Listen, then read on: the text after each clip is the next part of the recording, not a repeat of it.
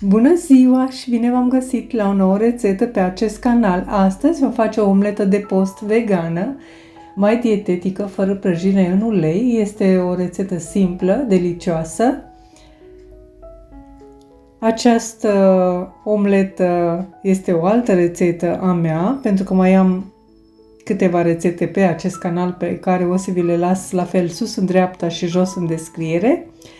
Tot jos în descriere veți găsi și lista de ingrediente, atingeți acolo unde scrie altele sau mai multe și le voi aminti și acum. Aici am 150 de ml de apă minerală carbogazoasă în care am adăugat 70 de grame de făină de năut, aproximativ 4 linguri. Am adăugat sare neagră din aceea de Himalaya, care are un gust natural de ou. Nu se înțelege că ar conține ou, deci doar gustul este de ou. Și puneți condimentele care vă plac și 200 de grame de brânză tofu mărunțită. Ca și condimente am adăugat pudră de usturoi, pudră de curry,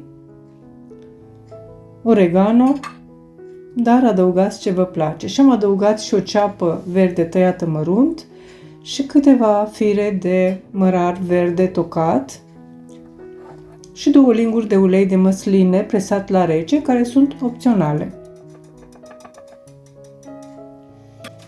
Amestecăm foarte bine această compoziție, ca toate ingredientele să fie foarte bine omogenizate, timp în care vom pune pe foc mediu o tigaie antiaderentă sau cu fundul mai gros.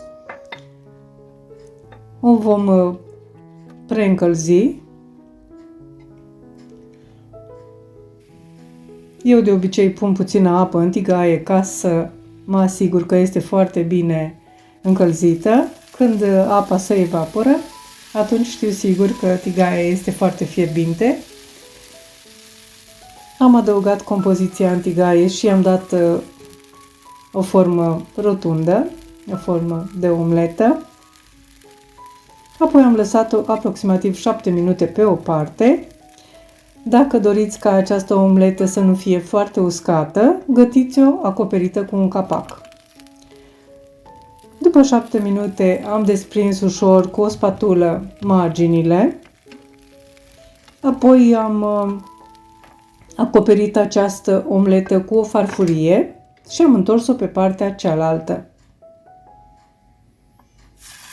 Am răsturnat-o în tigaie înapoi și am mai gătit-o pentru aproximativ 5 minute.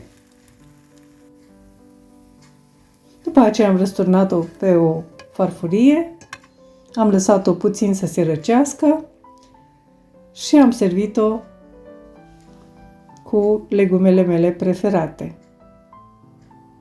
Dar puteți să o serviți cu orice vă place. Este delicioasă! Eu vă doresc poftă bună, vă mulțumesc pentru vizionare și vă aștept la o nouă rețetă data viitoare. Totodată, vă rog, dacă doriți să mă susțineți pentru a continua, abonați-vă la acest canal pentru că este gratuit, lăsați un comentariu și distribuiți rețetele dacă vă plac. La revedere! O zi bună și mulțumesc frumos pentru susținere!